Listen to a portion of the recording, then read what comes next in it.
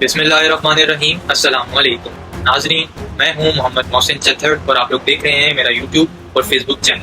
آج جن لوگوں کے بارے میں ہم بات کریں گے وہ لوگ کہلاتے ہیں سوشل میڈیا ایکٹیوسٹ۔ یہ کون لوگ ہوتے ہیں، ان کا کیا کردار ہوتا ہے اور یہ کن لوگوں کے لیے کام کرتے ہیں؟ تو سوشل میڈیا ایکٹیوسٹ جو ہیں وہ بہت قسم کے پائے جاتے ہیں۔ آج ہم بات کریں گے سوشل میڈیا ایکٹیوسٹ کا رول جو ہے وہ پولیٹیکل پارٹیز میں کیا ہوتا ہے، سوشل میڈیا ایکٹیوسٹ سے کس طرح پولیٹیکل پارٹی کام لیتی ہیں اور ان سے کیا کیا کام کروایا جاتا ہے۔ سوشل میڈیا ایکٹیوسٹ جو ہیں وہ ہر جماعت میں ہوتے ہیں، چاہے وہ پاکستان تحریک انصاف ہو، چاہے وہ نون لیگ ہو، چاہے وہ پیپلز پارٹی ہو۔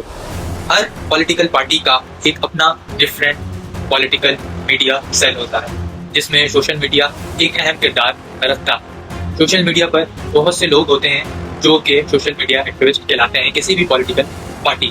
ان کا کام یہ ہوتا ہے کہ وہ اپنی پارٹی میں ہونے والے معاملات کو دیکھیں اور ان کے اوپر پوسٹ شیئر کریں، جیسے کہ ڈفرینٹ پلیٹ فارم پہ، فیس بک، ٹویٹر اور انسٹاگرام جیسے پلیٹ فارم پر۔ اور کسی پر بھی اگر تنقید کرنی ہو، یہ آج کل کے دور میں بہت ہو رہا ہے کہ کسی پر بھی تنقید کرنی ہو، کسی کو برا بھلا کہنا ہو یا اس کے خلاف کوئی پروپیگنڈا کرنا ہو تو سوشل میڈیا ایکٹیوسٹ سے کام لیا جاتا ہے۔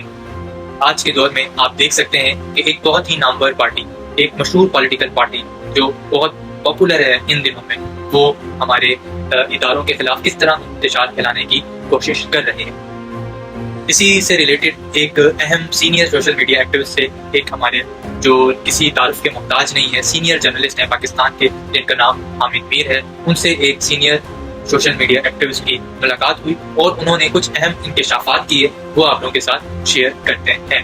حال ہی میں ہمارے پاکستان کے سینئر جرنلسٹ حامد میر نے ایک کالم لکھا جس میں انہوں نے جو گفتگو ہوئی اس سوشل میڈیا ایکٹیوسٹ سے، جو مکالمہ ہوا، وہ تفصیلی بیان کیا ہے۔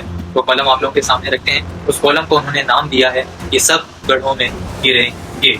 وہ جھکی جھکی نظروں کے ساتھ میرے خلاف ایک ایسے جرم کا اعتراف کر رہا تھا کہ جس کے بارے میں مجھے کوئی خبر نہیں تھی۔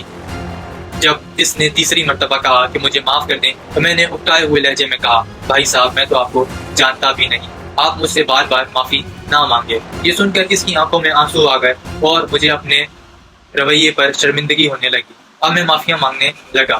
قصہ یہ تھا کہ ایک صحافی دوست کے ذریعے پتہ چلا کہ پاکستان تحریک انصاف کے ایک سوشل میڈیا ایکٹیوسٹ مجھ سے ملنا چاہتے ہیں۔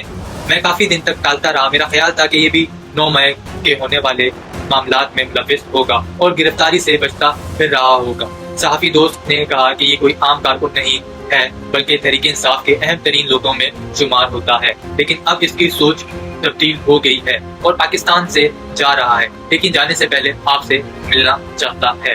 کل شام کسی صحافی کے گھر ملاقات کا وقت طے ہو گیا۔ مقررہ وقت پر دوست کے گھر پہنچا تو وہاں انتظار کرنے والا صاحب کا چہرہ بڑا شناسا تھا۔ پوچھا کہ آپ کے ساتھ کہاں ملاقات ہوئی تھی؟ انہوں نے بتایا کہ بنی گلا میں آپ سے سلام دعا ہو چکی ہے۔ یہ صاحب پیشے کے لحاظ سے ڈاکٹر ہیں اور تحریک انصاف کے سوشل میڈیا سیل سے وابستہ تھے۔ انہوں نے شرمندگی سے بھرپور لہجے میں رک رک کر بتایا، میں نے سوشل میڈیا پر بہت سے جعلی اکاؤنٹ بنا رکھے ہیں۔ کوئی اکاؤنٹ خاتون کے نام پر تھا، کسی اکاؤنٹ پر پرانی آیات لگا رکھی تھی اور کسی اکاؤنٹ پر پاکستان کا پرچم لگا رکھا تھا، لیکن ان سب اکاؤنٹس سے جھوٹا پروپیگنڈا کیا جاتا تھا۔ ہمیں بتایا گیا کہ سوشل میڈیا پر جھوٹ بولنا پاکستان کی خدمت ہے۔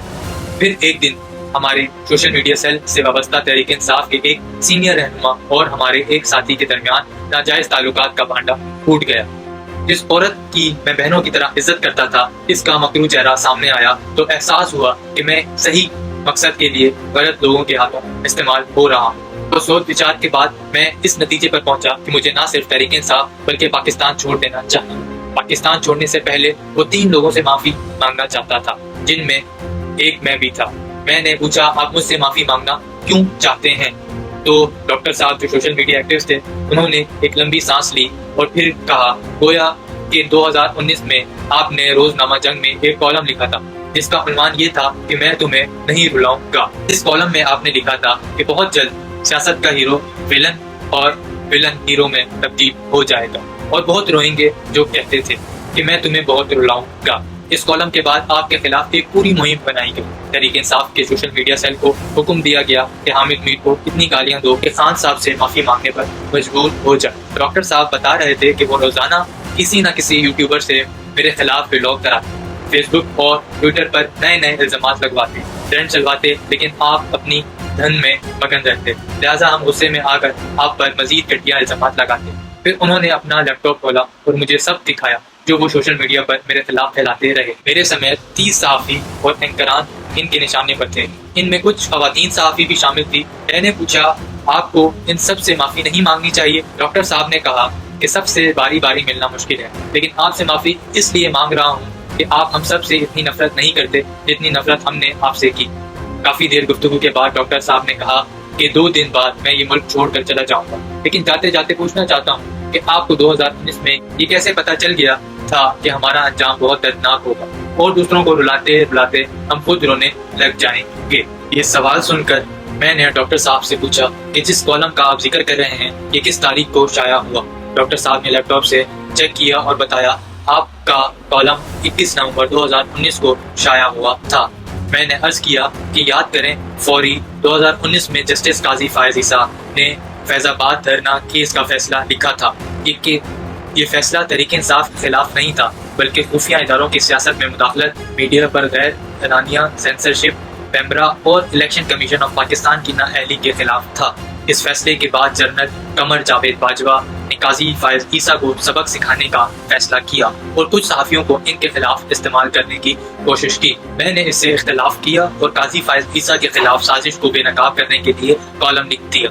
कॉलम शाया हुआ तो वक्त का वजीर आजम इमरान खान ने मुझे बुलाया और कहा वो काजी फायज ईसा के खिलाफ किस साजिश का हिस्सा नहीं बनेंगे। अफसोस के इस यकीन दहानी के चंद दिन बाद काजी फायज ईसा के खिलाफ रेफरेंस फाइल कर दिया गया। मुझ पर वाज़ेह हो गया कि तहरीक इंसाफ तबाही से दो चार होने वाली है, क्योंकि जिस जमात ने इंसाफ के इदारे का फैसला तस्लीम करने के बजाय फैसला लिखने वाले को तबाह करने की साजिश की, इसका अपना मुकद्दर तबाही थी। ये तबाही मुझे दीवार पर लिखी नजर आ रही थी, लिहाजा मैंने कॉलम लिखकर वार्निंग दी, लेकिन मेरी वार्निंग पर मुझे गालियां दी गई। मेरा जवाब सुनकर डॉक्टर साहब उठकर खड़े हुए और एक दफा फिर माफी मांगकर रुखसत होकर घर वापस आते हुए मैं सोच रहा था कि काश फरवरी 2019 में तहरीक इंसाफ की हुकूमत फैजाबाद धरना केस में सुप्रीम कोर्ट के फैसले को रद्द ना करती, बल्कि इस फैसले पर अमल दरामद कराती, तो आज पाकिस्तान के हालात मुख्तलिफ होते। साबिक डिक्टेटर जनरल परवेज मुशर्रफ की आइन शिकनी के खिलाफ जस्टिस वकार सेठ का फैसला भी 2019 में आया था। तहरीक इंसाफ ने इस फैसले को भी मुस्तरद किया। ये फैसला लिखने वाले जस्टिस वकार सेठ ने फौजी अदालतों की सजाओं को मुअत्तल किया, तो तहरीक इंसाफ की हुकूमत ने जस्टिस वकार सेठ के फैसले के खिलाफ अपील कर दी। मेरे जैसे साफियों का कसूर सिर्फ ये था कि हम अदालती फैसलों पर अमल दरामद का मुतालबा करते रहे, तहरीक इंसाफ से गालियां खाते भी रहे। आज तहरीक इंसाफ यही कह रही है जो हम 2019 में कहा करते थे, लेकिन मसला ये है कि आज इस पार्टी की क़यादत में इतनी इखलाकी जरूरत नहीं कि अपनी गलतियों को खुले दिल से एतराफ़ करे। जो आज तहरीक इंसाफ के साथ हो रहा है, ये सब कुछ आने वाले वक्त में दूसरों के साथ भी होगा। ये दूसरों के लिए घड़े खोदते हैं, फिर खुद ही इन गढ़ों में गिर जाते हैं। आखिर में मैं सिर्फ इतना कहना चाहूँगा कि जो सोशल मीडिया है वो एक बहुत बड़ा समंदर है, और इस समंदर में सोशल एक्टिविस्ट के तौर पर बहुत सी मछलियाँ पाई जाती हैं, लेकिन ये तब तक जिंदा रहती हैं जब तक शिकारी इन्हें जिंदा रहने देता है।